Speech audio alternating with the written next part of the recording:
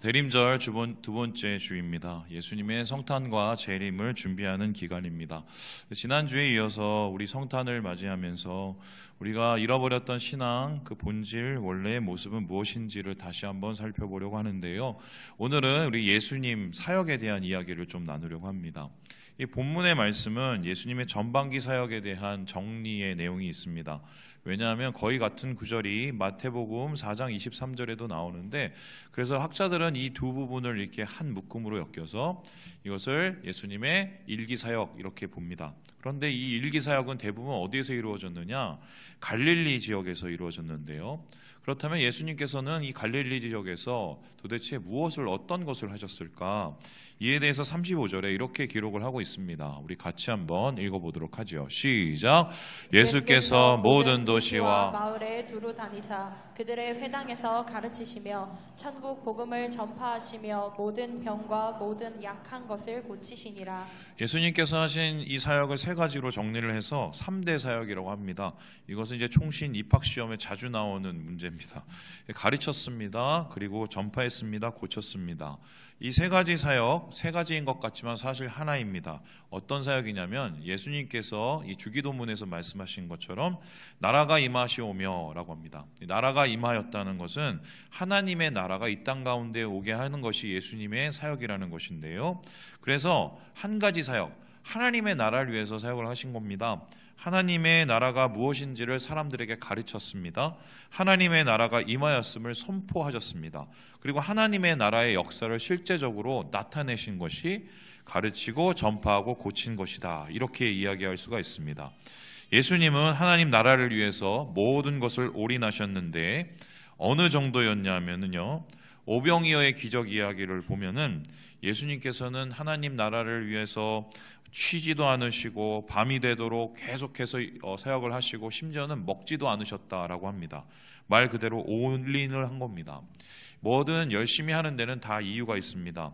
사람들이 뭔가 열심히 하면 돈이든 명예든 사랑이든 그걸 열심히 하게 하는 원인과 동기가 있습니다. 그렇다면 예수님의 경우 이렇게 밤이 맞도록 사역을 했다고 하는데 도대체 예수님이 사역을 열을 내신 그 사역의 동기는 무엇일까? 여기에 대해서 마태는 이어서 이렇게 얘기를 하는데요.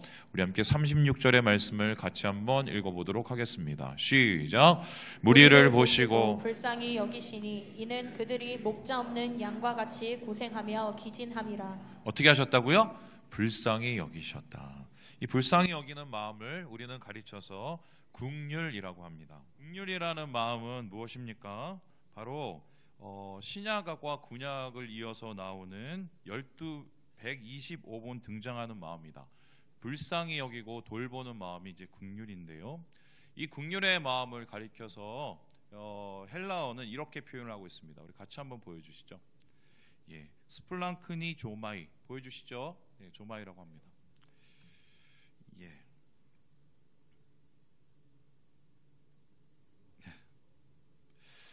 이 단어는 불쌍히 여기다, 동정하다, 감동하다는 뜻인데 원래 어원이 좀 다르게 표현되고 있습니다. 스플랑크논 창자라는 뜻인데요.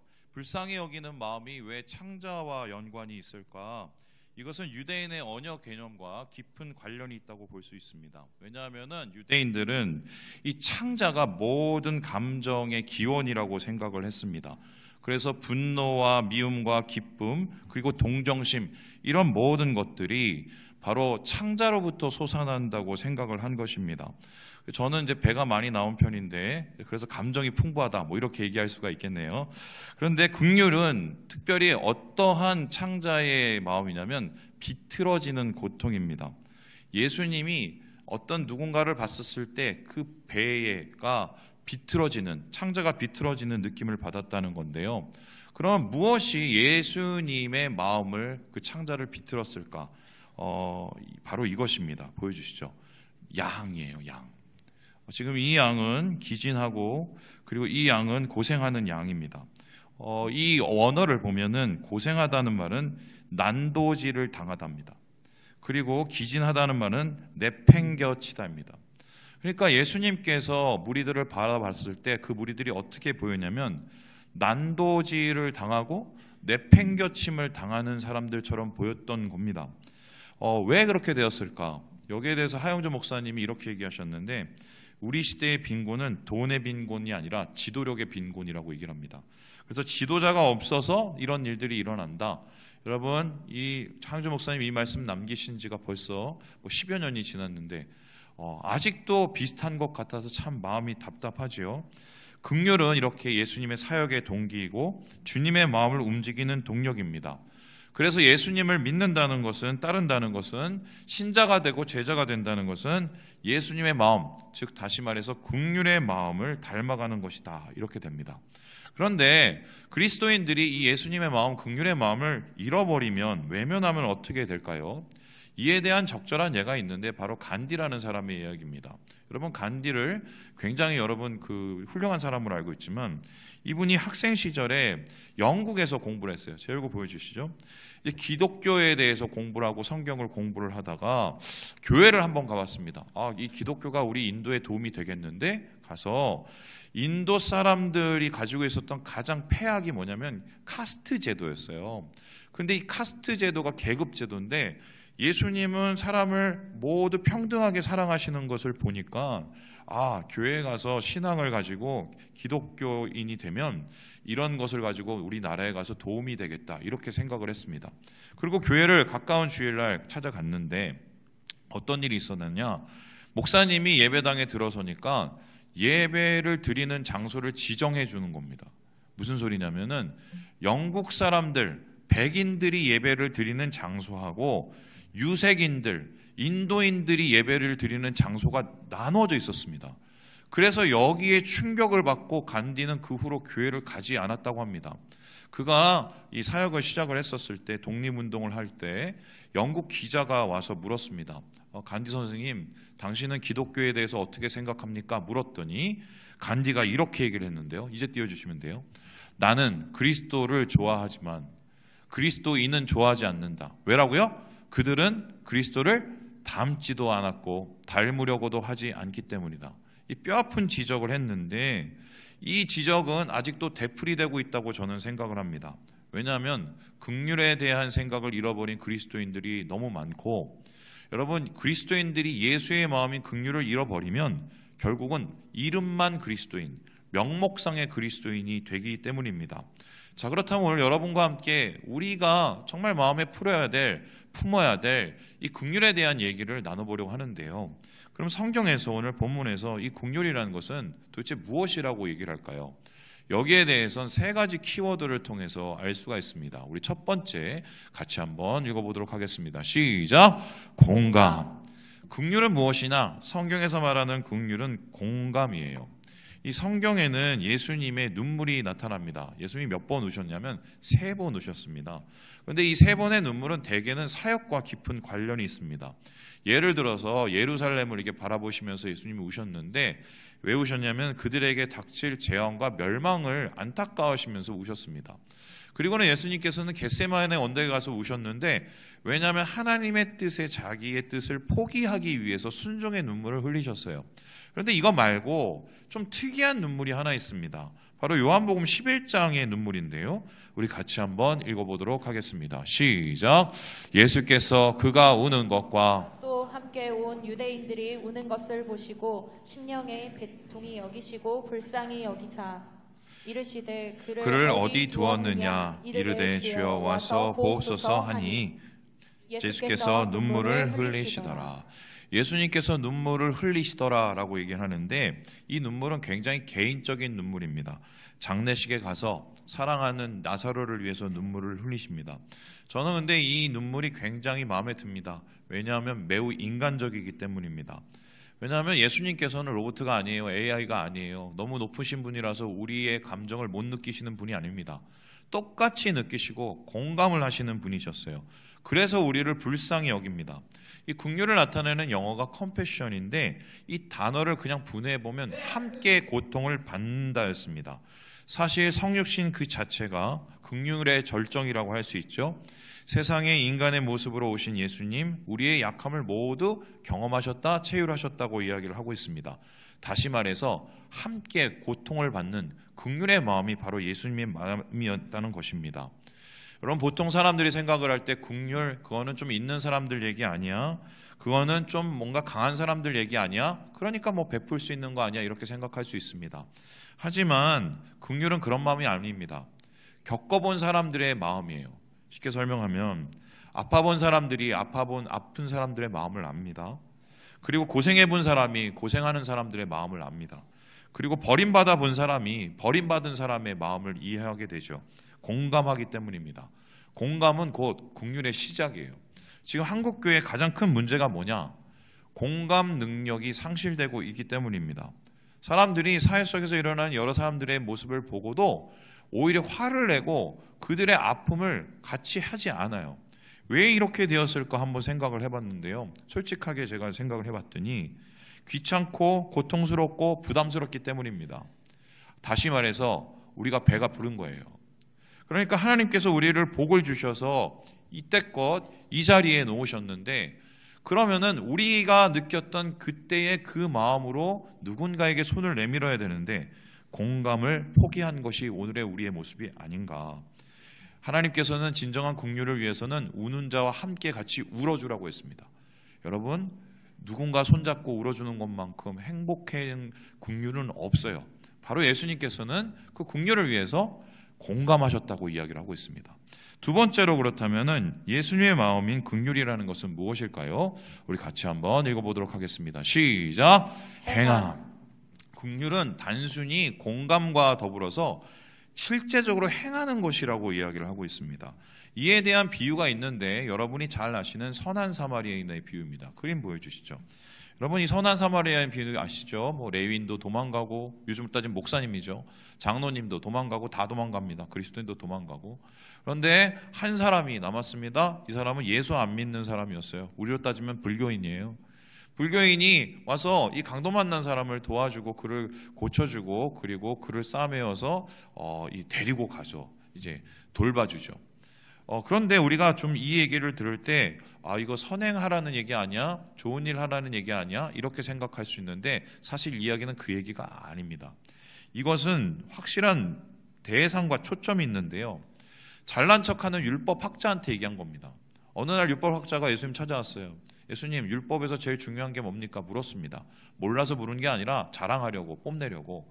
그랬더니 예수님께서 네가 한번 얘기해봐. 그랬더니 하는 말이 하나님 사랑 이웃 사랑이라고 얘기했습니다.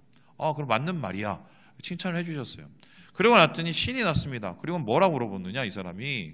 예수님이 그러면은 내가 사랑해야 될 이웃이 누굽니까? 라고 물어봤습니다. 한마디로 사랑의 대상을 지 마음대로 고르는 겁니다. 거기에 대해서 예수님께서 얘기하시는 거예요. 이 이야기를 했습니다. 그리고 이 비유의 끝에 이렇게 되물으시는데요. 우리 함께 누가복음 10장 36절 말씀 17장 말씀을 같이 한번 읽어보겠습니다. 시작. 내 생각에는 이 세 사람 중에 누가 강도 만난 자의 이웃이 되겠느냐.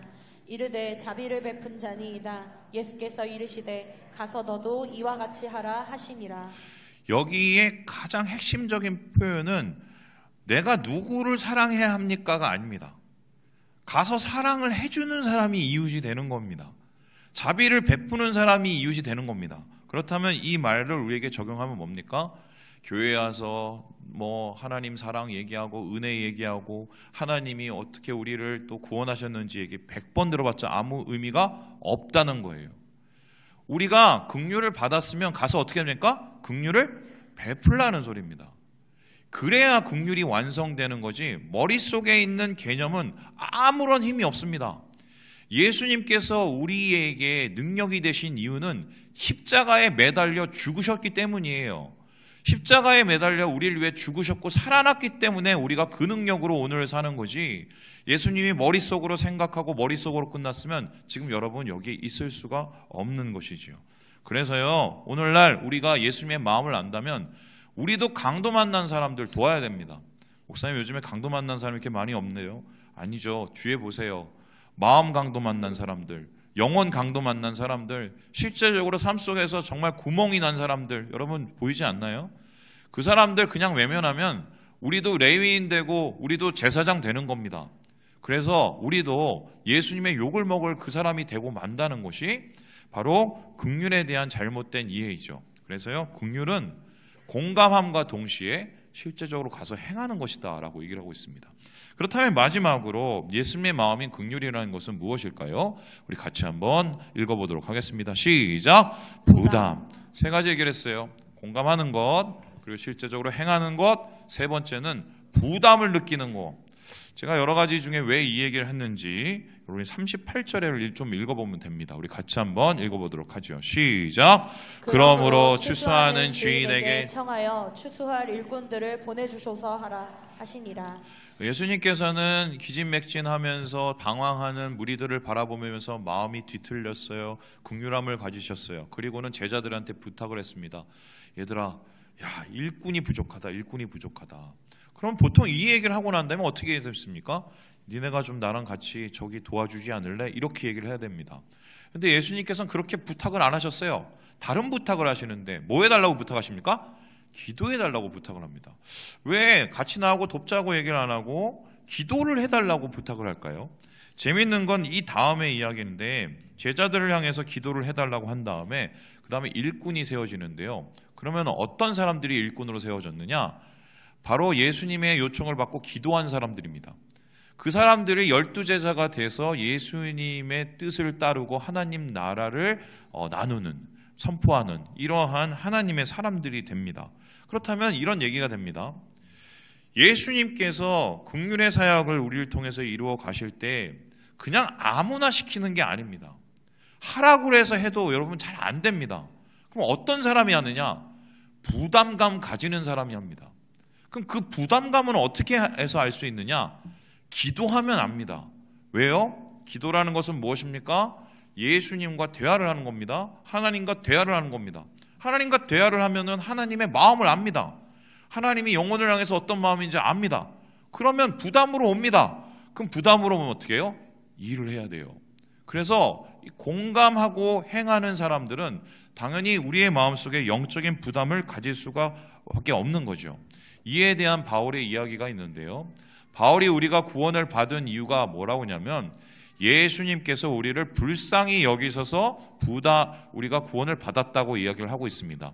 그러고 난 다음에 바울이 그렇다면 예수님이 우리를 구원하신 그 목적이 무엇이냐? 이렇게 에베소서에 이야기를 하고 있는데요. 우리 10절 말씀을 같이 한번 읽어보겠습니다. 시작! 우리가 그가 만드신 바라 예수 안에서 선한 일을 위하여 지으심을 받은 자니 이 일은 하나님이 전에 예비하사 우리로 그 가운데서 행하게 하려 하심이라. 한마디로 선한 일 하라고 우리를 부르셨다는 겁니다. 그 선한 일이라는 것은 예수님처럼 누군가에게 긍휼을 베푸는 것이겠지요. 여기서 긍휼이라는 단어의 휼이라는 것은요, 심장과 피를 뜻합니다. 한마디로 긍휼은 가벼운 감정이 아니라 부담을 느껴야 되는 감정이에요. 여러분, 찰스 셸던이라는 분을 아시는지 모르겠는데 이분이 쓴 책이 있습니다. 예수님이라면 어떻게 하실까라는 책인데요. 이분은 이제 19세기 이후에 이 책을 쓰고 이게 지금 기독교의 고전이 됐습니다. 실제적으로 1895년에 발행돼서 세계적으로 3천만 부 이상이 팔렸어요. 근데 이거 소설이거든요. 어떤 소설이냐면 어떤 레이몬드 제일교회의 담임 목사님이 한 분이 계셨는데 이분이 설교 준비를 어느 날 하고 있었는데 한 사람이 찾아온 겁니다.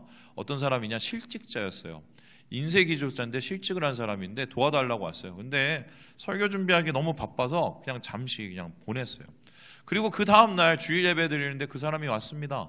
그리고는 어떻게 해요? 자기가 너무 힘드니까 도와달라고 또 얘기를 했습니다. 설교를 하다가 중간에 막 끊기고 그러니까 괴로웠겠죠. 그런데 거기서 끝난 게 아니라 이 사람이 거기서 자빠졌어요. 그리고는 그를 돌봐다가 얼마 있다가 숨을 거둡니다. 알고 봤더니 그의 부인도 죽고 아이들만 딸랑 남은 상태. 여기에서 이 목사님이 충격을 받은 거예요. 내가 설교 준비를 하다가 이 사람이 죽는 걸 그냥 외면해버렸네. 내가 이거 제대로 목회하고 있는 건가? 그리고 교인들하고 이를 계기로 한 가지 제안을 했는데요. 예수님이라면 어떻게 할 것인지를 고민해보고 1년을 한번 살아보자고 했습니다. 그렇게 삶 속에서 예수님이라면 어떻게 할 것인지 예수님처럼 살기로 했었을 때 어떤 일이 일어났냐? 마을이 변하고요. 세상이 변하는 일들. 그리고 그곳뿐만 아니라 도시가 죄악으로 악명 높은 시카고까지 변화시키는 이런 소설 같은 이야기예요. 실제 일이 아니에요. 근데 이 이야기가 왜 그 당시에 많은 사람들에게 파장을 줬냐면 말은 그리스도인인데 말은 기독교인인데 실제로 하나님처럼 예수님처럼 살아가는 것을 게을리한 사람이 많다는 것, 그것을 반증하는 얘기죠. 하지만 이 이야기는 오늘도 계속된다고 저는 생각을 하고 있습니다. 여기에서 찰스 셸던 목사님이 마지막에 이렇게 얘기를 하는데요. 우리 같이 한번 읽어보도록 할까요? 시작! 만일 우리가 기독교 정신의 정의를 단지 예배의 특권이나 누리고 아무런 희생을 감당하지 않은 채 풍요로운 생활을 누리며 견디기에 고통스럽다는 이유로 이 세상의 온갖 고통과 죄악의 크나큰 짐을 회피해 버리는 것이라고 생각한다면 길을 잃고 방황하는 인간들을 위해 신음하고 고통받고 눈물을 흘리시며 외로운 길을 힘겹게 걸어가신 예수님의 발자취를 따르는 것과는 너무나 동떨어진 신앙의 길 위에 우리가 서 있는 셈이지요. 굉장히 길지요. 한마디로 표현하면은 우리가 잘 먹고 잘 사는데 주위 있는 사람들에게 대해서 긍휼한 마음 품지 않으면 이건 예수님하고 상관없다는 소리네요. 제가 얘기 하나 하고 마치려고 하는데 13년 전 일입니다. 우리 교회 오기 전이죠. 청년부에서 청년 사역을 하고 있었었는데 어느 날 한 청년이 저한테 급하게 전화가 왔습니다. 목사님 드릴 말씀이 있다고. 그래서 왜 그러냐고 했더니 이분이 어떤 분이냐면 그 상담사예요. 상담사인데 자기가 지금 상담하시는 분 중에 좀 힘든 분이 있대요. 근데 그분을 도와줬으면 좋겠다고. 그래서 제가 이제 그분을 만나기로 하면서 그분의 사정 얘기를 들었더니 뭐 이렇더라고요. 아들내미가 있는데 돈벌이를 못하는 거죠. 돈벌이를 못하니까 여러 가지로 힘겨워지겠죠. 그리고는 며느리가 집을 나갔습니다. 근데 그냥 집을 나간 게 아니라 이 할머니 카드를 들고 나가세요. 할머니 카드를 들고 와서 막 긁은 겁니다. 그러고 나서는 정지가 됐겠죠. 근데 그 카드 빚을 못 갚으니까 계속적으로 풀고 늘다가 나중에 돌려막기를 한 겁니다. 돌려막기 하다가 상할 수 없는 정도로 이 빚이 늘어나니까 이 할머니가 정말 이제 뭐 정신줄 다 놔버린 거예요. 그러다가 우울증이 깊이 찾아와서 맨날 죽을 생각만 하고 있는 겁니다. 자식은 그 모양이고 또한 손자까지 키우고 있는데 짐이 너무 무거운 거죠. 그래서 하소연할 데가 없어서 상담실을 찾아온 거예요. 자기 마음을 얘기를 했는데 이분은 거의 좀 심각한 수준에 이르러서 이 상담을 준비하는데 이제 재정이 준비가 안 되니까 이 상담비나 뭐 이런 조로 한 50만 원이 필요했나 봐요. 그래서 그 청년이 교회에서 구제비로 그거 좀 신청을 하면 안 되겠냐고 저한테 얘기를 했어요. 그래서 제가 급하게 이제 목사님한테 말씀을 드리고 신청을 하고 이제 구제비 50만 원을 신청을 했습니다. 그런데 교회 일이라는 게 여러분 아시겠지만 바로 안 돼요. 이게 막 결정 구조가 굉장히 복잡하거든요. 제가 사역했던 그 교회도 좀 복잡한 교회고 당시에 그 회계하시는 장로님이 바뀌어서 좀 엄격하게 처리를 할 때였습니다. 그래서 이게 좀 미뤄지면서 한 주가 지나게 됐어요. 그리고 나서 제가 좀 급하게 서둘고 있는데 갑자기 그 청년한테 다시 연락이 왔습니다. 그래서 왜 전화했니? 했더니 목사님 그 돈이 필요가 없어요. 그래서 왜 그러냐? 했더니 좀 전에 뛰어내리셨어요. 자기 살던 그 임대 아파트죠? 거기서 뛰어내리신 거예요. 그래서 이 친구도 충격을 먹고 저도 좀 마음에 충격을 먹고 좀 마음이 좀 되게 난감해지더라고요. 물론 그렇게 어려우신 분들 주변에 있겠죠. 많겠죠. 근데 막 제 마음속에 막 부담감이 밀려오는 겁니다. 그 50만 원 그거 그냥 내 주머니에서 드릴 걸 뭐 이런 생각이 들다가 그 다음에 아니 그냥 한번 그냥 찾아라도 뵐 걸, 그러니까 손이라도 좀 잡아줄 걸. 그랬었으면 안 그랬을 수도 있잖아요. 뭐 이런 만약이라는 생각이 계속 드는 거예요. 그러고 나서 어떤 일이 일어났는지 아십니까? 이 흥미로운 일인데 갑자기 한 교회에서 저한테 설교 요청이 왔어요. 그리고 설교를 하러 거기 그 교회에 갔습니다. 근데 하필이면 그 교회가 어떤 교회냐면 진짜 우연찮게도 그 할머니가 몇 번 다녔던 교회였어요. 그 지역에. 그래서 제가 가서 그걸 대놓고 설교를 못하니까 제 얘기를 해가면서 이런 일이 있었는데 참 마음이 아팠다 이런 얘기를 했습니다. 제가 질문해 보겠습니다. 그 교회 분들 중에 그 이야기를 듣고 그 할머니라고 생각하시는 분이 한 분이라도 있었을까요? 없었을까요? 없었어요. 그게 더 충격적이었어요. 그래서 그 후에 제가 어떻게 했냐면은 청년들을 데리고 야, 이럴 게 아니라 우리가 좀 뭐라도 하자. 그러면서 그 청년들, 강남의 청년들 여러분 뭐 얼마나 열심히 뭘 할 수 있겠습니까? 근데 그 친구들 데리고 뭘 했냐면은 반찬 만들고 또한 여러 가지 뭐 이런 만들어서 쪽방촌 찾아다니기 시작을 했어요. 미안해서. 그리고 그 사역을 우리 교회 와서도 지금 계속 하고 있습니다. 저는 그렇게 생각을 해요. 부담이 없으면 그런 일 안 해요. 심지어 옆에 있는 사람이 아파트에서 떨어져도 부담이 없으면 아무 일도 일어나지 않아요. 그런데 그 부담 때문에 예수님이 오신 거거든요. 그 부담 때문에 십자가에 오르시고, 그 부담 때문에 우시고 손을 내미시고. 저는 죄송합니다. 예수 믿으면 좀 부담스러워야 된다고 생각해요. 그게 예수님 마음이니까요. 말씀을 마칩니다. 예수 믿으면 구원받습니다. 구원받으면 예수님 은혜 누립니다. 예수님 은혜 누린 사람은 은혜를 나눠요.